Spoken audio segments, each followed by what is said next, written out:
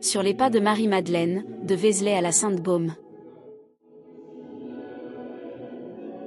Sur la colline éternelle, à Vézelay, classé plus beau village de France, avec ses ruelles et ses nombreuses maisons médiévales, se dresse majestueusement la basilique Sainte-Marie-Madeleine, chef d'œuvre de l'art roman. Vézelay, et sa basilique construite au XIIe siècle, sont un haut lieu de la chrétienté au Moyen Âge. Vézelay est un important lieu de passage de pèlerins vers Compostelle.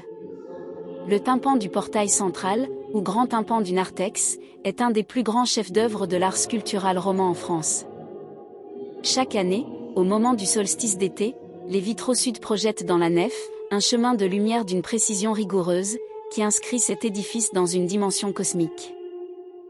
Vézelay est aujourd'hui le point de départ de nombreux chemins de pèlerinage. Un chemin vers Compostelle, le chemin d'Assise et le chemin de Vézelay à la Sainte-Baume.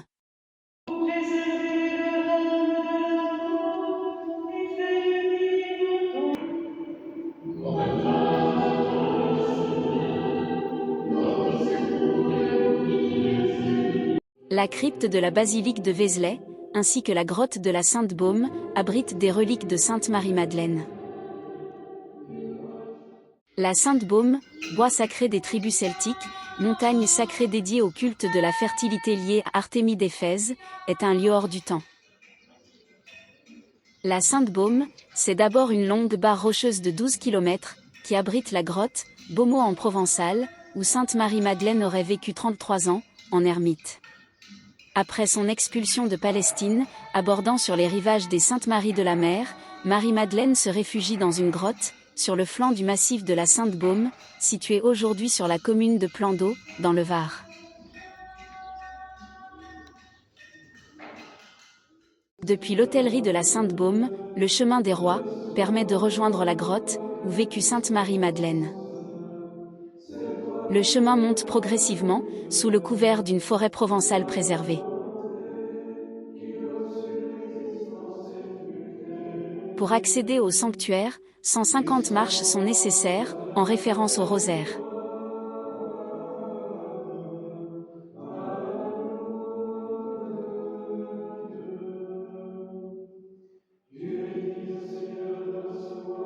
Le site de la Sainte-Baume comprend la grotte où sont célébrés des offices, un calvaire, une annexe du couvent des Dominicains, ainsi qu'une salle d'accueil pour les pèlerins. Le calvaire, à l'entrée du site.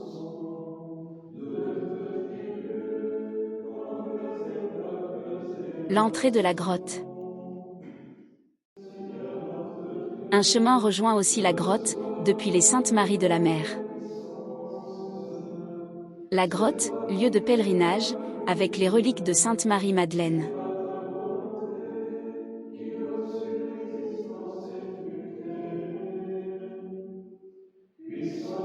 Entre Vézelay et la Sainte-Baume, un même fil de communion avec Sainte Marie-Madeleine. L'abri pour les pèlerins. Un chemin monte vers la chapelle du Saint-Pilon.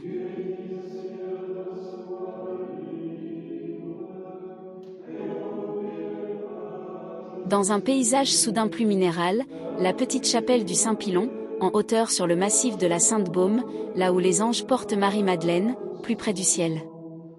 En contrebas, l'hôtellerie de la Sainte-Baume.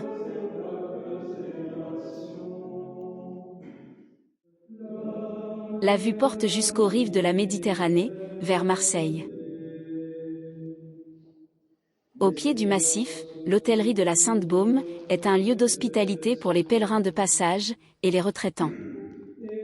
L'hôtellerie est assurée par la communauté des frères dominicains.